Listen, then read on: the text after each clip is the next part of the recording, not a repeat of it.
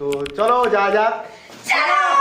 নমস্কার এভরিওয়ান, আজ যাচ্ছি বাড়ি থেকে বেশ অনেকটা দূরে পূর্ব বর্ধমান জেলার শ্রীরামপুরে, কারণ সেখানে আয়োজিত হয়েছে এক বিশাল কৃষি মেলা। আজকে আমার সাথে আছে দুই ভাই আর দুই দিদি, সবাই মিলে টোটো ভাড়া করে অনেকটা পথ পাড়ি দিয়ে অবশেষে পৌঁছালাম বিশাল এক কৃষি মেলায়। এই মেলাটি দুটো বিশাল মাঠ জুড়ে আয়োজিত হয়েছে। পুরো শ্রীরামপুর যেন আজ মেলায় ভেঙে পড়েছে, যেদিকে চোখ যায় শুধু মানুষ আর মানুষ।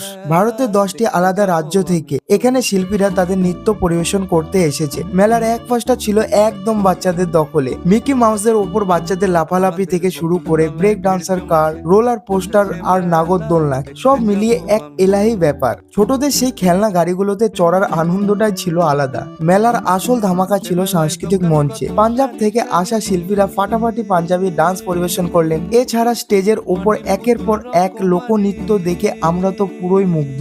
এত নাচের প্রোগ্রাম চললেও আমাদের দিদিদের মন শুধু সাজার জিনিস কেনাকাটায়।